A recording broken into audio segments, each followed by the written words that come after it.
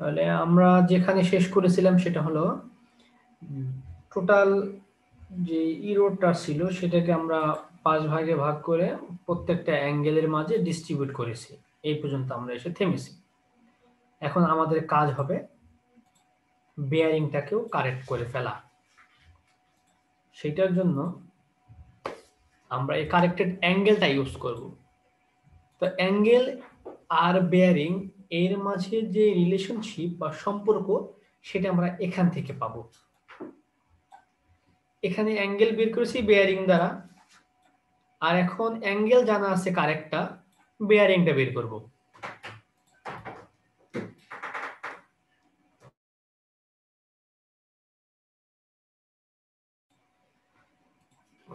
তাহলে আমরা আর একটু দেখেছি যে আমাদের সি এবং ডিটা হচ্ছে আমাদের এরর ফ্রি। তাহলে আমরা দুই ভাগে কাজ করতে পারি। সি এবং ডি যদি এরর ফ্রি তাহলে আমরা ই এ এবার বি দিকে যেতে পারি, অথবা বি এ ই এইভাবে আসতে পারি, যে কোনো ভাবে আসতে পারি।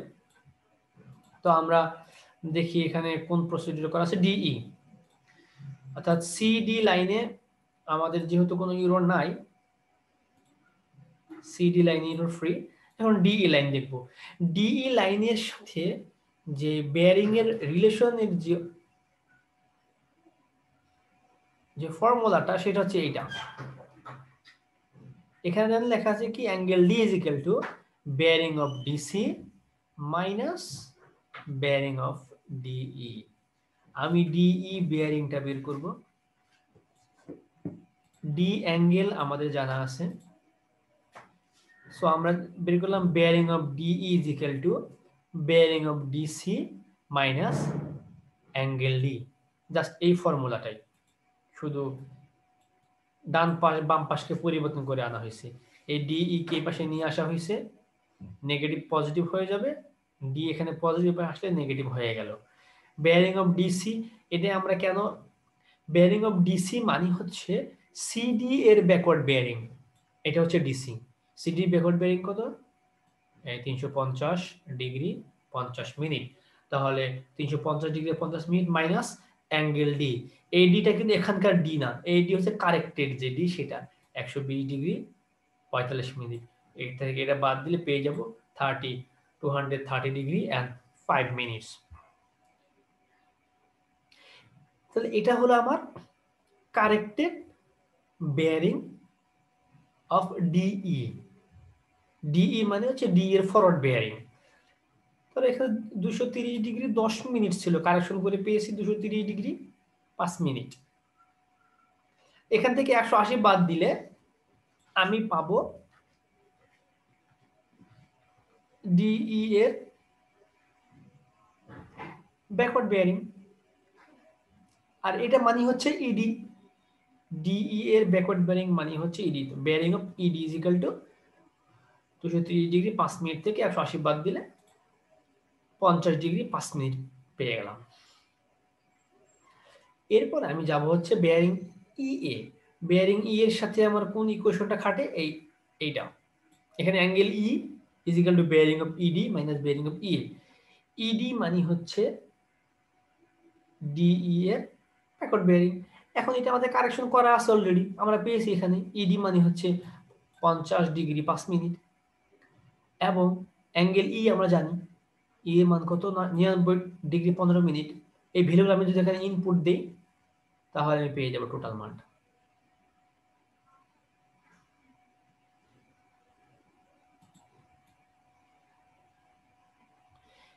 এই মানটুকু পাওয়ার পরে তার সাথে আবার 180 ডিগ্রি যদি বাদ দিই, আমি এর এ বি এর ব্যাকওয়ার্ড বেয়ারিং পেয়ে যাব, মানে ই এ থেকে এ ই পাবো। ই এর ব্যাকওয়ার্ড বেয়ারিং হচ্ছে এ ই এর ফরওয়ার্ড বেয়ারিং। এইভাবে আমি এক এক করে সামনে আগালে সবগুলা বেয়ারিংকে কারেকশন করে ফেলতে পারবো। শেষে গিয়ে আমরা জানি যেখানে যেটা কারেক্টেড তার সাথে মিলে যাবে। আমাদের এখানে স্টেশন কোনটা corrected, CD. CD 350 degree 50 minute লাস্টের যে স্টেশনটা হবে বেয়ারিং, সেখানে এসে আমাদের এটা মিলে যাবে। দেখেন এখানে এটা এসে মিলে গিয়েছে 350 ডিগ্রি 50 মিনিট। তারপর আমরা লিখছি চেক, অর্থাৎ এটা চেক করা হয়ে গেল আমাদের। দেখেন এইটুকু সবাই বুঝতে পারছেন কিনা?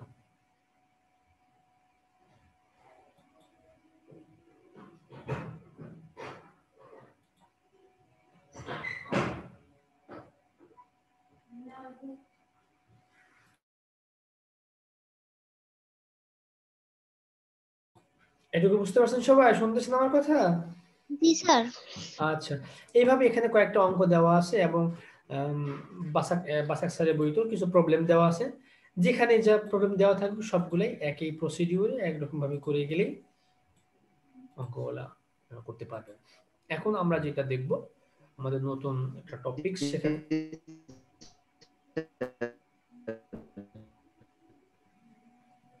কেউ কি কিছু বলছেন? শুনতে পাচ্ছি না। আচ্ছা, পরবর্তী যে চ্যাপ্টার সেটা হচ্ছে থিওডোলাইট। এটা আসলে একটা থিওডোলাইটের ডিটেইলস বর্ণনা দেওয়া আছে। এটা মেইনলি প্র্যাকটিক্যাল সার্ভিং এর সময় দরকার হয়, যে থিওডোলাইট কি এবং কয় ধরনের, ট্রানজিট থিওডোলাইট, নন ট্রানজিট থিওডোলাইট, থিওডোলাইটে কি কি থাকে। একটা টেলিস্কোপ থাকে, টেলিস্কোপে একটা ভার্টিক্যাল সার্কেল থাকে, ইন্ডেক্স ফ্রেম থাকে, টি ফ্রেম থাকে। এর ইন্টারনাল এবং এক্সটার্নাল অ্যাঙ্গেল, মানে সরি, কম্পোনেন্ট গুলো দেখানো হয়েছে, কোনটাকে কি বলতেছে এবং সেটা কোনটাকে এবং যখন আমি কাজ করার সময় ওটাকে লেভেলিং করতে হয়, লেভেলিং এর কিছু এখানে মেথড দেখানো আছে। অ্যাডজাস্টমেন্ট করতে হয় কিভাবে। আমি একটা থিওডোলাইটকে যখন নিব, নিয়ে কাজ শুরু করতে পারবো না। ও যে ট্রিপড স্ট্যান্ড থাকে, ট্রিপড স্ট্যান্ডে তাকে সেট করতে হবে। সেট করার পর সেখানে ওয়াটার বাবল থাকে, ওয়াটার বাবল দিয়ে তার এরকম একটা প্লেট থাকে 3 কোণ আকৃতি, তার উপরে 3টা চাকা থাকে, স্ক্রু থাকে। এই স্ক্রুগুলোকে ঘুরায় ঘুরায় ওয়াটার বাবলটাকে মাঝখানে এনে এটাকে লেবেল করতে হয়, এরপরে কাজ শুরু করতে হয়। তা না হলে কাজ যে ডাটা দিবে সেই মানগুলো অ্যাকুরেট আসবে না। এগুলা করার বিভিন্ন প্রসিডিউর, কিভাবে মেজারমেন্ট করবে হরিজন্টাল অ্যাঙ্গেল, কিভাবে ভার্টিক্যাল অ্যাঙ্গেল, সব কিছু এখানে লেখা আছে। এটা মেনলি ল্যাব যখন আমরা নেই, সেশনাল মানে সরি প্র্যাকটিক্যাল সার্ভেইং যখন করাই, তখন এই জিনিসগুলো আমাদের দরকার হয় জানার। এটা আপনি এখানে রিডিং পড়লেই বুঝতে পারবেন, যদি না বুঝতে পারেন তাহলে আমি পরবর্তীতে বুঝাই দিব। এখান থেকে একাডেমিক্যালি পরীক্ষা আসার মতো কোশ্চেন খুব কম, কিন্তু এটা প্র্যাকটিক্যালি এর অ্যাপ্লিকেশন অনেক বেশি।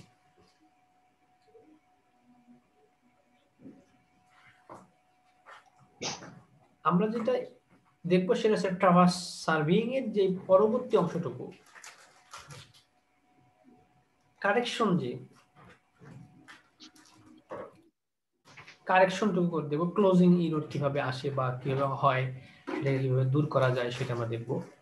তাহলে ট্রাভার্সিং কে আমরা এখানে, ট্রাভার্সিং অনেকগুলো ধরন দেওয়া আছে। একটা চেইন ট্রাভার্সিং,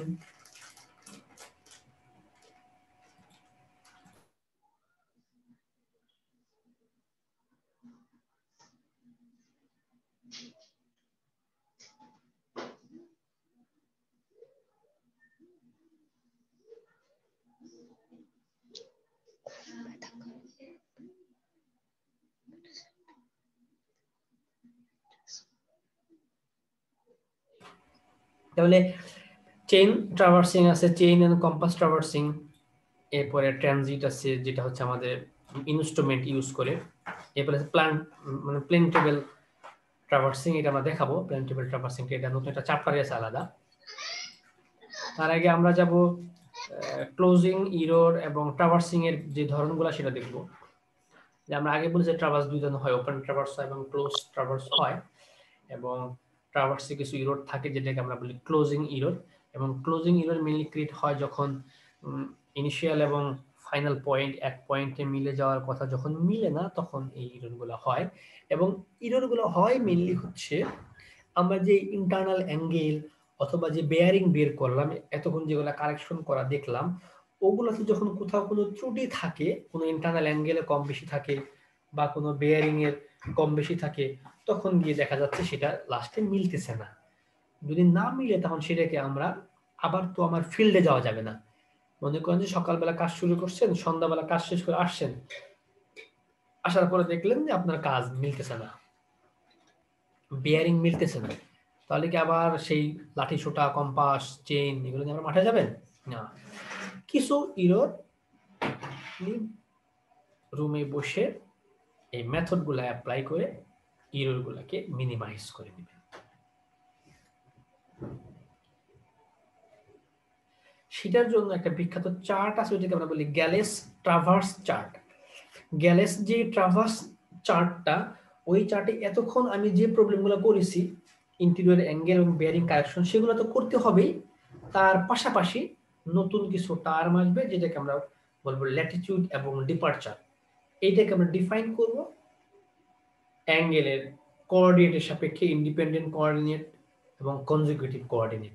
এখন আমরা আসবো সেগুলা কি তার দিকে যদি যাই, তাহলে এখান থেকে আমরা শুরু করব। এই টপিকটা দেখেন, traverse computation, conjugative coordinate, latitude and departure.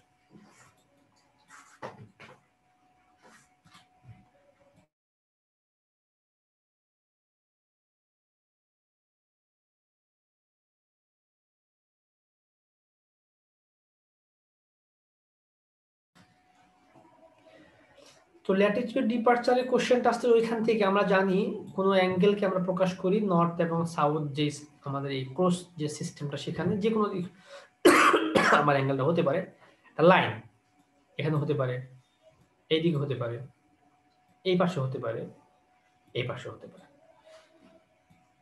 এই লাইনটা অবশ্যই কোনো একটা বেয়ারিং থাকবে, তার হয় হোল সার্কেল বেয়ারিং, আদারওয়াইজ তার রিডিউস বেয়ারিং থাকবে। এটা যদি অ্যাঙ্গেল থিটা হয়, তাহলে থিটা যদি থাকে আর আমার কোনো বাহুর লেন্থ জানা থাকে, এর দুইটা কম্পোনেন্ট আমরা বের করতে পারি, একটা সাইন কম্পোনেন্ট এবং একটা কস কম্পোনেন্ট। সাইন কোথায় হবে আর কস কোথায় হবে? স্যার কস লম্ব বরাবর হবে। এখানে লম্ব এবং ভূমির বিষয় না, যেখানে থিটা থাকবে সেই দিকেই কস হবে। তার, হ্যাঁ, তার যে কম্পোনেন্ট এক্স্যাক্টলি আপনি ঠিক বলেছেন, সেটা কস হবে। তাহলে এখানে আমি এই লাইনটা যদি থাকে আমার এল, তাহলে এই অংশটুকু, এটা যদি ত্রিভুজ হয়, তাহলে এইটুকু যেটা, সেটা হবে আমাদের এল কস থিটা।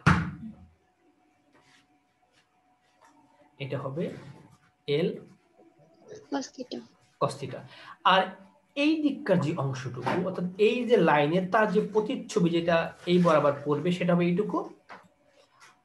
আর অর্থাৎ ভার্টিক্যাল অ্যাক্সিস যদি বলি আমি, ভার্টিক্যাল অ্যাক্সিস হবে কস থিটা এবং হরাইজন্টাল অ্যাক্সিস হবে সাইন থিটা। এই যে কস থিটার যে অংশটুকু, সেটাকে আমরা বলবো ল্যাটিটিউড, অর্থাৎ এইটুকু কজের অংশটুকু। সাইনের যে অংশটুকু হরাইজন্টাল বলবো, সেটাকে আমরা বলবো ডিপারচার। ওই যে আমি আগের ক্লাসে বলেছিলাম অক্ষাংশ, দ্রাঘিমাংশ, যেরকম ওই রকম। অক্ষাংশ বলি যেটা আমাদের হরাইজন্টাল বরাবর থাকে, দ্রাঘিমাংশ বলি যেটা আমাদের উত্তর এবং দক্ষিণ মেরুকে সংযোগকারী যে লাইন, ওটাকে আমাদের দ্রাঘিমাংশ। তাহলে এটা হচ্ছে ল্যাটিটিউড এবং ডিপারচার। এর যে সাইনিং যে সিস্টেমগুলো আছে, অর্থাৎ কোথায় এটা পজিটিভ হবে, কোথায় নেগেটিভ হবে, সেটা আমাদের আর নতুন কিছুই না। এটা হচ্ছে কার্টেসিয়ান যে স্থানাঙ্ক পড়েছি আমরা, ফার্স্ট কোঅর্ডিনেটে দুইটাই প্লাস, সেকেন্ড কোঅর্ডিনেটে একটা প্লাস একটা মাইনাস, অর্থাৎ সেকেন্ড কোঅর্ডিনেটে প্লাস কোনটা মাইনাস কোনটা, এটা মাইনাস, অর্থাৎ সেকেন্ড কোঅর্ডিনেটে গেলে আমাদের ডিপারচার, ডিপারচার মাইনাস, আর ল্যাটিটিউড প্লাস। জি স্যার। তো এই যে ডিপারচার, প্রথম তো ল্যাটিটিউড লিখব প্লাস, ডিপারচার মাইনাস, এইভাবে এদিকে যদি আসে আমি এটাও মাইনাস, নিচ দিকে এটাও minus, Latitude minus, departure minus. এখানে আরেকটা বিষয় লক্ষ্য করে দেখেন, যখন নর্থের দিকে থাকতেছে, তখন আমাদের ল্যাটিটিউড যেটা দুইটাই পজিটিভ আসতেছে,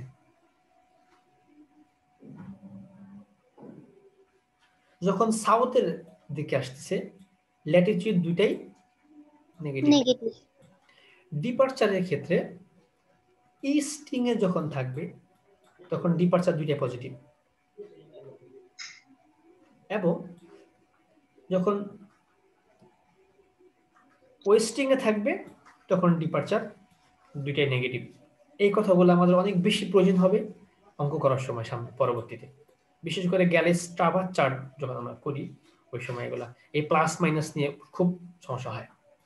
এই জন্য মনে রাখবেন নর্থিং ল্যাটিটিউডের জন্য পজিটিভ, সাউথিং নেগেটিভ, এবং ইস্টিং ডিপারচারের জন্য পজিটিভ এবং ওয়েস্টিং ডিপারচারের জন্য নেগেটিভ।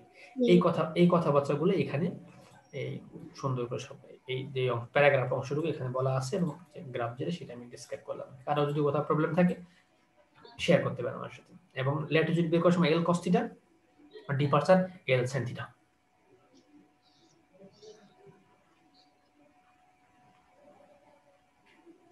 আমরা এটুকু পরে আসবো যে কোনটাকে আমরা কনজুগেটিভ কোঅর্ডিনেট বলবো এবং কোনটাকে আমরা ইন্ডিপেন্ডেন্ট কোঅর্ডিনেট বলবো, সেটা পরে আসবো। কারণ এখানে ল্যাটিটিউড এবং ডিপারচার আর কিছুই না, সবগুলো হচ্ছে কোঅর্ডিনেট। আমি যদি এই পয়েন্টে ল্যাটিটিউড বের করতে চাই,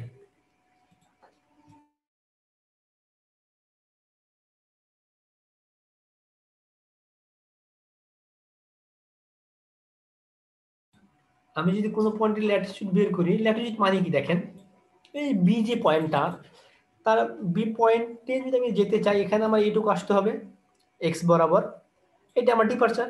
আবার ওয়াই বরাবর উঠতে হবে এইটুকু, এটা আমার ল্যাটিটিউড। তার মানে আমাদের এখানে প্রত্যেকটা পয়েন্টে যেটা আমার আসতেছে কোনো না কোনো কোঅর্ডিনেট হিসেবে আসতেছে। যখন কোঅর্ডিনেটের দুইটা অ্যাক্সিস থাকে, একটা হচ্ছে গ্লোবাল অ্যাক্সিস আর একটা লোকাল অ্যাক্সিস। গ্লোবাল অ্যাক্সিসে সব সময় আমাদের মনে রাখি যে হরিজন্টাল বরাবর এক্স, ভার্টিক্যাল বরাবর ওয়াই। কিন্তু যদি আমার একটা বাহু এরকম হয় আর একটা বাহু এরকম হয়, মনে করেন কোনো একটা ফ্রেম স্ট্রাকচার, ফ্রেমের এই বরাবর আমি যদি, যে যারা আপনারা অটো স্টার্ট প্রো থেকে যদি স্টার্ট প্রো বা ইট্যাপসে যদি কেউ কাজ করে থাকেন, ওখানে অ্যাক্সিস থাকে, প্রত্যেকটা বাহুর নিজস্ব একটা অ্যাক্সিস থাকে। এই বাহুর এই বরাবর এক্স অ্যাক্সিস, এই বরাবর ওয়াই অ্যাক্সিস। এই বাহুর ক্ষেত্রে এটাকে বলে এর লোকাল অ্যাক্সিস। উপরের যে বাহুটা তার এই বরাবর x Axis, small x Axis, এই বরাবর ওয়াই অ্যাক্সিস। তাহলে আমাকে বলেন দেখি এই স্মল, এখানকার স্মল এক্স ওয়াই আর এখানকার স্মল এক্স স্মল ওয়াই দুইটা কি এক ডিরেকশন বরাবর আছে? বুঝতে পারতেছেন? স্যার আরেকবার একটু বলেন। আমাদের তিনটা বাহু আমি এখানে ড্র করলাম, না স্যার, এক ডিরেকশন বরাবর নাই। হ্যাঁ এক ডিরেকশন বরাবর নাই। আমি আরেকবার বোঝানোর জন্য বলতেছি, এই বাহুটা যেটা তার যদি এক্স অ্যাক্সিস হয় কোন দিক হবে? এই বরাবর, এবং ওয়াই এই বরাবর হবে। না সরি ভুল হয়েছে, তার এক্স হবে তার এক্স অ্যাক্সিস এই বাহু বরাবর, এবং ওয়াই হবে এই বরাবর। এটাকে বলে আমরা স্মল এক্স এবং এটা স্মল ওয়াই। এরকম তিনটা বাহুরে আমি এক্স ওয়াই ড্র করলাম, কিন্তু তিনটা ডিরেকশনে আলাদা আলাদা। কারণ হচ্ছে কি, এদের ওরিয়েন্টেশন আলাদা। এটাকে বলা হয় লোকাল অ্যাক্সিস। এখানকার যে কোঅর্ডিনেট কনজুগেটিভ যেটা কোঅর্ডিনেট হবে। আর আমি যদি একে একটা নির্দিষ্ট ফ্রেমের ভিতরে রাখি, মনে করেন এই পয়েন্ট, এর একটা এক্স এবং এখানকার একটা ওয়াই,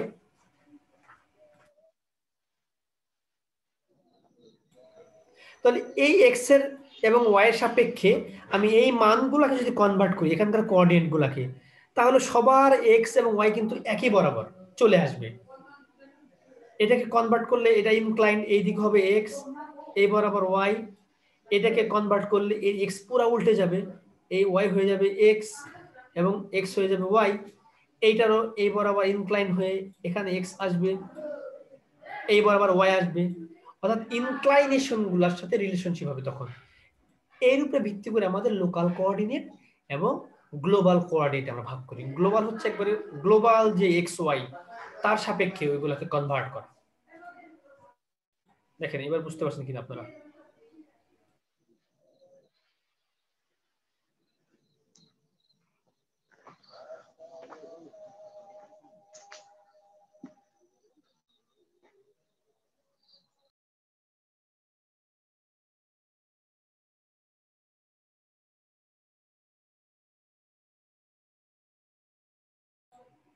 আপনারা কি বুঝতে পারছেন?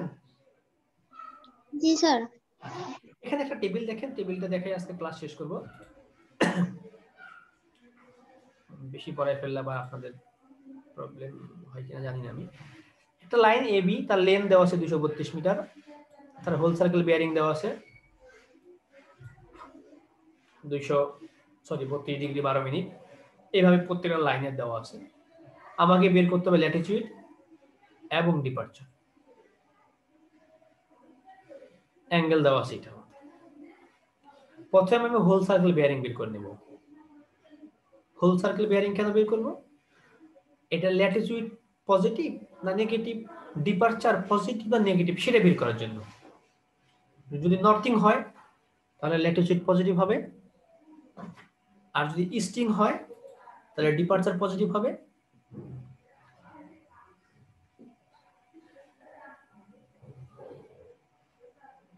এল এই মানটুকু বের করেন 232 ডিগ্রি কস 232 ইন্টু কস 32 ডিগ্রি 12 মিনিট, এটা হলো কত আসে? 232 কস 32 ডিগ্রি 12 মিনিট করলে আসতেছে 196.316। It means that 32। তাহলে যেহেতু কস করলাম সেটা কি হবে? ল্যাটিটিউডের ঘরে হবে, এবং যদি নর্থিং আছে তাহলে সেটা পজিটিভ, পজিটিভ দিলাম। আর সাইন করলে একই মান, সাইন করলে আসবে ডিপারচার, যেহেতু ইস্টিং এ আছে তাহলে ডিপারচার পজিটিভ হবে। বিসি লাইন একইভাবে, বিসি লাইন 100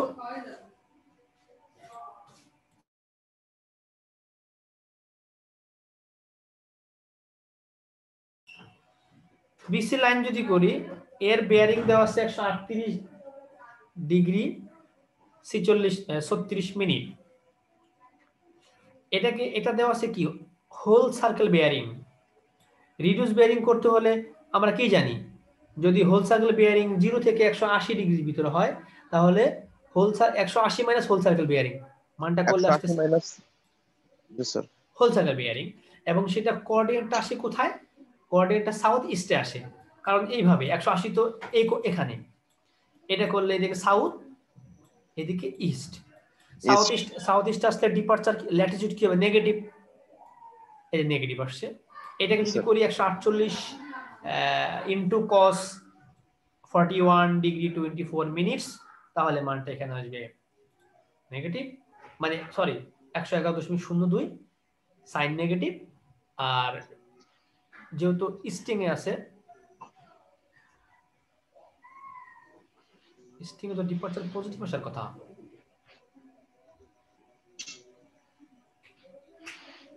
নেগেটিভ আসবে জি স্যার, ডিপারচার পজিটিভ আসবে, এখানে ভুল আছে। না না, এখানে ভুল, এটা পজিটিভই দেওয়া আছে, এখানে যে একটু বাড়ানো আছে, এটা এই যে স্ক্যান করার সময় ওইটুকু ওঠে নাই ছাপাটায়, এই পজিটিভ, এটা পজিটিভই দেওয়া আছে। দেওয়া আছে বলতে জি স্যার, এই দেখুন, বোঝা যাচ্ছে না, এখানে হ্যাঁ পজিটিভ হবে। এটা দেখেন, এখানকার নেগেটিভটা দেখেন, ফ্রেশ নেগেটিভ। এখানে পজিটিভই কিন্তু এই যে দুইটা ফোঁটা আছে উপর দিকে, এটা পজিটিভই ছিল, কিন্তু এটা বোঝা যাচ্ছে এখন নেগেটিভ, এটা কিন্তু পজিটিভ হবে। জি স্যার, ফটোকপির সময় ওটা উঠে নাই। উঠে নাই, হ্যাঁ, যে ছবি তুলে যে স্ক্যান করছে ওই সময় এটা উঠে নাই। এটা তো একবারে মানে মেন পিডিএফ না, ছবি তুলে স্ক্যান করে যেটা করেছে ওইটাই আর কি, স্ক্যান করে পিডিএফ করেছে। এইভাবে প্রত্যেকটা মান যদি আমরা পাই তাহলে যেটা পজিটিভ সেটা নেগেটিভ আসবে। এখন কথা হলো আমরা ক্লোজিং এরর বের করবো কিভাবে? ক্লোজিং এরর বের করবো, আমরা আগে বলেছি যে ক্লোজিং এররের যে মান, সেটা মানে হচ্ছে আমি এ পয়েন্ট থেকে শুরু করে যখন বিভিন্ন পয়েন্টের দিকে যাব, সব পয়েন্টে এ দিয়ে এসে মিলবে না, তখন সেখানে কিছু এরর থাকবে, এটাকে আমরা বলি ক্লোজিং এরর। এই ক্লোজিং এররটাকে আমরা প্রত্যেকের মাঝে ভাগ করে দেব, অর্থাৎ এইখানে একটু বেশি আসবে, এখানে আরেকটু কম, এখানে আরেকটু কম, এখানে আরেকটু কম, এখানে আরেকটু কম, এখানে অল্প একটু। এগুলোকে যদি আমি যোগ করি এইভাবে, সব স্ট্রেট লাইন হবে, আমার তো বাঁকা হয়ে যাচ্ছে, আপনারা বুঝতে পারতেছেন। এই যে উপরের মানটা ড্র করলাম, এটা হওয়ার কথা ছিল অ্যাকচুয়াল জিনিস, হয়ে গেছে নিচেরটুকু, তাহলে এই অংশটুকু ইরোর। এই টোটাল এখানে যে মানটুকু এটুকু সবার মাঝে ভাগ করে দিতে হবে। কিন্তু ইরোর আসে কি আসে না কিভাবে বুঝবো কতটুকু হবে সেটা? রুট ওভার এইটা হচ্ছে equation, summation of latitude square plus root over summation of departure square. অর্থাৎ ল্যাটিটিউড যত আছে সবগুলা সাম, ডিপারচার যা আছে সবগুলা সাম। ল্যাটিটিউড সব সাম করলে 0 হয়ে যাবে, ডিপারচার সব সাম করলে 0 হয়ে যাবে, তখন বুঝবো আমরা কোনো ইরর নাই। আর যদি 0 না হয় তাহলে বুঝতে হবে সেখানে ইরর আছে। আমরা এখানে যোগ করে দেখি কি হয়, ইরর কি আছে না নাই। যোগ করেন কেউ একজন। 196 32 minus 111 02 minus 385.54 plus 139.36।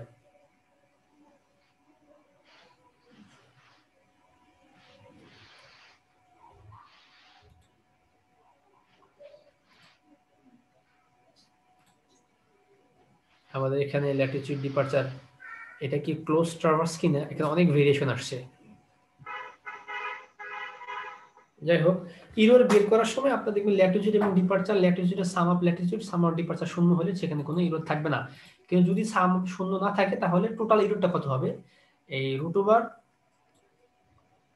Summation of latitude square plus departure. এটা কেন আসলো, এটা এই অংশটুকু ভালো করে খেয়াল করেন। এটাকে আমরা যদি জুম করি তাহলে সেটা হয় এরকম একটা জিনিস, একটা ট্রায়াঙ্গেল হয়। এইটুকু হচ্ছে ডিপারচার, এইটুকু ল্যাটিটিউড। ইরর কোনটুকু?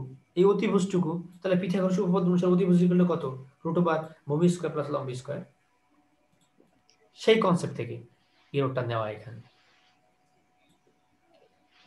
এই ক্লোজিং ইরর কেন দূর করব কিভাবে? সেটা আমরা দূর করতে পারি যে রুলের মাধ্যমে। এখানে কয়েকটা রুল দেওয়া আছে। Bowditch rule, transit method, graphical method and axis method. আমরা যে রুলটা, যেটা আমি এটাকে ড্র করছিলাম যে ইররটা কিভাবে হয়, এইরকম এক একটার মাঝে এই যে একটু একটু করে ভাগ ভাগ করে দিয়ে, কোথাও কম কোথাও বেশি, সবগুলা যোগ করলে আমি ইররগুলা পাবো। যেটা আমি দেখাচ্ছিলাম সেখানে আঁকা বাঁকা হয়ে গেছে, এখানে খুব সুন্দর করে দেওয়া আছে, আপনারা দেখলে বুঝতে পারবেন। এই ডায়াগ্রামটা যেটা মার্কিং করে দিয়েছি। আর এখানে 4টা মেথড দেওয়া আছে। আমরা এর ভিতরে বোদিস রুলটা দেখবো। বোদিস রুল কি? Correction of latitude or departure any side is equal to হবে error of latitude or departure into length of side divided by perimeter. মনে করেন আমি এই এই লাইনের কারেকশনটা করব, টোটাল ইরর কত আসছে? আমি তো কারেকশন দুইটা করব, ল্যাটিটিউডকে করব, ডিপারচারও করব। টোটাল ইররের মাঝে কি ল্যাটিটিউড আছে, ডিপারচারও আছে। এই যে error is equal to root over latitude square plus departure square. আপনারা কি ক্যাচ করতে পারতেছেন, বুঝতেছেন না সমস্যা হচ্ছে? বুঝতেছি স্যার। আচ্ছা, তাহলে ইন্ডিভিজুয়ালি আমাকে ল্যাটিটিউডও কারেকশন করতে হবে, ডিপারচারও কারেকশন করতে হবে। আমি যেই লাইনের করব, এই লাইনের যদি করি তাহলে তার যে লেন্থ, মনে করেন কথা 55, সেটা থাকবে উপরে। আর টোটাল যে পরিসীমা সবগুলো যোগ করলে মনে করেন 450 হলো, সেটা থাকবে নিচে। ইনটু হবে, যদি ল্যাটিটিউড কারেকশন করি, ল্যাটিটিউড যতটুকু বেশি আছে, মনে করেন যে 0.36, তাহলে এখানে 0.36 হবে। আবার ডিপারচার যদি হয় 0.56, তাহলে 56 হবে। তাহলে এইভাবে আমি প্রত্যেকটা লাইনের ল্যাটিটিউড এবং ডিপারচার এই রুলের মাধ্যমে কারেকশন করে ফেলতে পারবো। এটা আমরা ফলো করবো বোদিস রুল যেটা।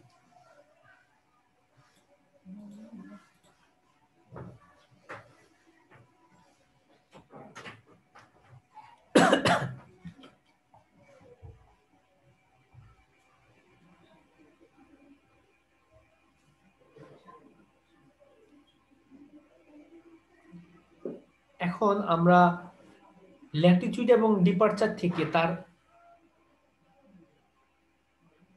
যে টোটাল কোঅর্ডিনেট বা কনজিকিউটিভ কোঅর্ডিনেট কিভাবে বের করা যায় সেটা দেখাবো টেবিল নাম্বার 7.4, এবং it will be the last topics of today's class.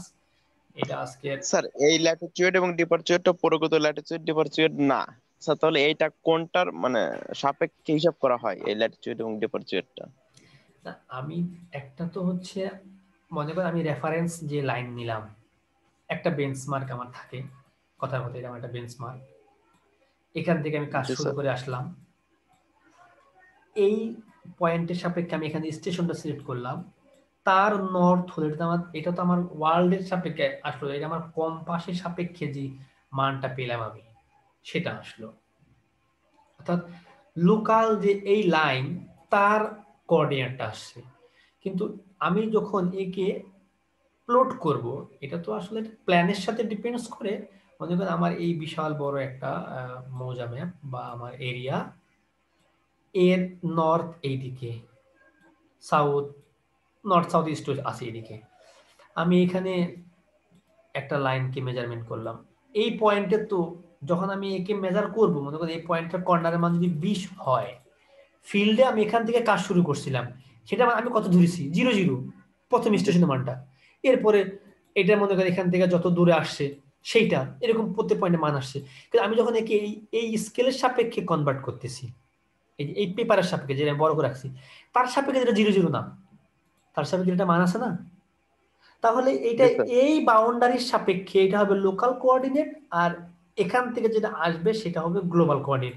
যদি আমি আবার রেফারেন্সকে পাল্টাই ফেলি, আমি এর চেয়ে বড় করলাম, মনে করেন আমি শুধু খুলনা সিটিকে মাপলাম একটা পয়েন্ট ধরে, এরপরে আমি করলাম কি না ওরা খুলনা ডিভিশনকে একটা পয়েন্ট ধরে, তাহলে আমি যেই পয়েন্টটাকে খুলনা সিটিকে মাপার সময় 0 0 ধরছিলাম, খুলনা ডিভিশন করার সময় ওইটা 0 0 হবে, আমি আর যদি ওইটাকে ধরি ওইটা 0 0 হবে, বাট অন্য যে পয়েন্টগুলা সেগুলো তো চেঞ্জ হবে। মনে করেন এখানে ক্ষুদ্রত 5টা এরিয়া আছে, এরকম 5টা, এই 5টা করার সময় আমি এখানে একটা 0 0 ধরেছি, এটার জন্য একটা 0 0, এটার জন্য আরেকটা 0 0, এটার জন্য আরেকটা 0 0, কিন্তু 5টাকে যখন আমি একটা বড় এরিয়ার মাঝে ইনক্লুড করব তখন তো এরা 0 0 থাকবে না।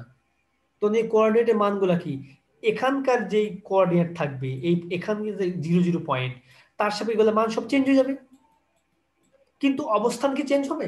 উম, অবস্থান একই না স্যার। থাকবে, কিন্তু কোঅর্ডিনেটটা চেঞ্জ হবে। স্যার এই ক্ষেত্রে আমরা যে ক্ষেত্রটা মাপবো ওইখানের যে কোনো এক বিন্দুতে 0 0 ধরে করতে হবে নাকি? হ্যাঁ, 0 0 বলতে ওইটাকে আমরা যখন কার্টেশিয়ান স্থানাঙ্ক প্লট করি, এক্স এবং ওয়াই যে ছেদ বিন্দু তাকে 0 0 ধরে নিই, তার সাপেক্ষেই তো করি, অর্থাৎ এটা পুরাটা একটা আপেক্ষিক ব্যাপার। আমি যদি ক্ষেত্র চেঞ্জ স্যার করি বুঝতে পারছি মানে। তাহলে আমার কোঅর্ডিনেটের মানগুলো চেঞ্জ হবে, কিন্তু পয়েন্টটা এক জায়গাতেই থাকবে। জি স্যার বুঝতে পারছি, এখানে যে কোনো এক মানে প্রান্তে প্রান্তে ধরে নিতে হবে। কিন্তু হ্যাঁ, স্যার যে ওই যে কোনো একটা গ্লোবাল রেফারেন্স যেটা ওইটা পয়েন্ট। তো ওইটা তো পৃথিবীর গ্লোবাল যেটা ওইটা তো স্যার পৃথিবীর মাঝখানটাকেই ধরা হয় আর কি, মানে না, ওইটা উলম্ব মাঝখান, হবে এবং হ্যাঁ, ওইটা হিসেবে তো আমরা বাংলাদেশ কোথায় আছি, আমরা আছি ওই যে 89 থেকে শুরু করে 91 বা 92 মাঝখানে, এটা হচ্ছে একটা, আহ, আরেকটা আছে 22 থেকে, 88 থেকে 92 সামথিং। হ্যাঁ 88 থেকে 92 আর সামথিং, তাছাড়া আরেকটা 20 আছে থেকে 22 থেকে 26 বা 26। 24 এর মাঝে। জি স্যার। কিন্তু এটা তো আমাদের গ্লোবাল বাংলাদেশের কোঅর্ডিনেট, আমি যখন এখানে আমি খুলনা জেলাকে মেজারমেন্ট করব তখন কিন্তু তার আবার পয়েন্টটা কিন্তু আমার ওই ওখানকার রেফারেন্সের সাপেক্ষে আবার চেঞ্জ হবে, এক থাকতেছে না কিন্তু, কিন্তু আমি যদি গ্লোবালি কনভার্ট করি সেটা কিন্তু আবার এক হয়ে যাচ্ছে।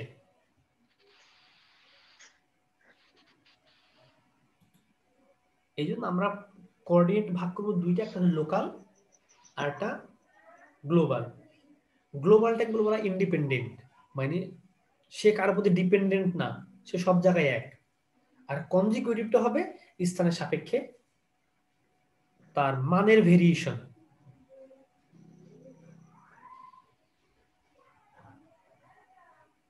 ব্যাপারটা কি বুঝতে পারছেন? জি স্যার বুঝতে পারছি। তো এখানে আমরা একটা যেটা প্রবলেমটা দেখাছিলাম 7.3, তারই কন্টিনিউশন 7.2, আমাদের এই যে A line A B B C C G D A, latitude departure যেটা আমরা এখানে পাইছি, এইটা এই কলামকে আমরা এখানে প্রতিস্থাপন করলাম। ল্যাটিটিউড এ বি লাইনের ল্যাটিটিউড কত 196, নর্থিং ছিল তাই নর্থের ঘরে লিখছি। ল্যাটিটিউড তো দুইটা পার্ট, নর্থ সাউথ, ডিপার্চারের ইস্ট ওয়েস্ট, তাহলে এবি লাইনের মান কত ছিল, ল্যাটিটিউড ছিল পজিটিভ যেহেতু সে নর্থিং এর ঘরে, বিসি লাইনের সাউথিং এর ঘরে নেগেটিভ সিডি লাইনের নেগেটিভ সাউথিং এর ঘরে এবং ডি লাইনের পজিটিভ নর্থিং এর ঘরে, এটা হলো ল্যাটিটিউড। আর এই পাশে হলো ডিপারচার। বললাম কি বলে এটাকে, ইনপুট দিলাম এখানে। স্টেশন কি, এই পয়েন্টের জন্য এ, এটার জন্য বি স্টেশন, সি, ডি, ই। এখন আমি এর টোটাল কোঅর্ডিনেটে কনভার্ট করব। এখানে একটা বিষয় দেখেন, কিছু মানকে আমি অ্যাসিউম করে নিয়েছি। অ্যাসিউম কেন করলাম? কারণ আমি একটা রেফারেন্স লাইনের সাপেক্ষে করতেছি। আমি ধরে নিলাম ওই লাইনটার স্থানাঙ্ক হচ্ছে 400 মানে 40। এই পয়েন্টের সাপেক্ষে আমার বাকি পয়েন্টগুলো কোথায় আছে মেজার করবো আমি। দেখেন লেখা আছে অ্যাসিউম, ধরে নিয়েছি, এটা কিন্তু গ্লোবাল না, এটাই হচ্ছে কনজিকিউটিভ কোঅর্ডিনেট।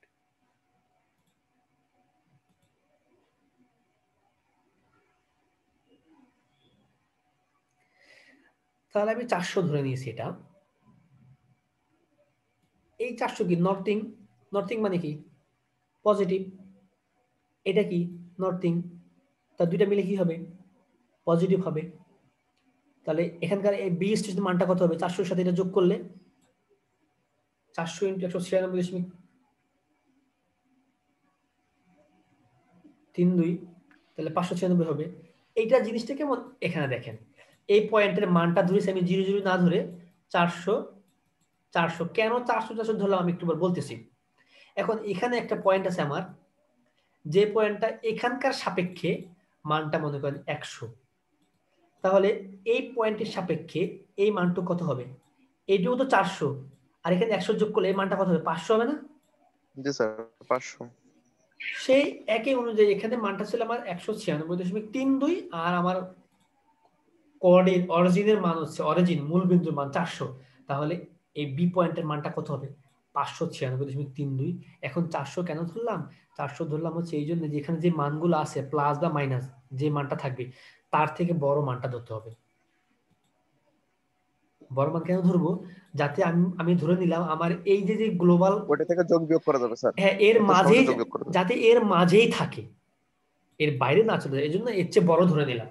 মনে করেন আপনি এই 1 সেন্টিমিটার জায়গাকে, এই পেজটাকে যদি কোনো একটা পেজের মাঝে রাখতে চান তাহলে অবশ্যই এর চেয়ে বড় একটা পেজ লাগবে। ছোট জি হলে কি স্যার। ধরাতে পারবেন? 1 লিটার পানি কি 1/2 লিটার গ্লাসে রাখতে পারবেন? 1 লিটার পানিকে আটানোর জন্য অবশ্যই 1 লিটারের চেয়ে বড় একটা গ্লাস লাগবে আপনার। সেটা হোক 100 গ্রাম বেশি, 1 লিটার 100 গ্রাম হলেও তো সেখানে 1 লিটার রাখা যাবে। যদি 100 গ্রাম কম হয়, 900 গ্রাম হয়, তাহলে কি 1 লিটার রাখা যাবে? 1000 গ্রাম রাখা যাবে না। এই জন্য বড়টা ধরতে হবে। স্যার ওই লেবেলিং এর সময় যেরকম আর বিভিন্ন বিন্দুর আরএল দেওয়া থাকে, মানে এটা বেঞ্চমার্ক আকারে দেওয়া থাকে, ওটা এখানে তো বেঞ্চমার্ক সেরকম থাকে কোনো সিস্টেম না। না, এইখানে ওই যে আমরা ধরে নিই স্থানাঙ্ক আগে নরমালি একটা এটা তো হচ্ছে আমি, এটা তো এরিয়া ক্যালকুলেশনের জন্য করা হয়। যখন আপনি একটা পেপারে এটা তো ম্যাপ করবেন, ম্যাপের জন্য নরমালি এই ব্যাপারগুলো লাগতেছে আমাদের। যখন আমি একটা পেপারে ম্যাপ করব, ম্যাপে তো আমি একটা কোঅর্ডিনেট ধরে নিব, কিন্তু ফিল্ডে তো আর আপনাদের পেপার নাই।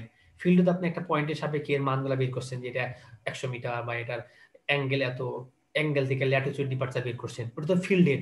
তাহলে এখানে যখন আপনি প্লট করতেছেন তার মানের সাথে এটাকে যখন অ্যাডজাস্ট করাবেন, কোইনসাইড করাবেন, তখন তো আপনাকে অ্যাজিউম করে নিতে হবে এটা।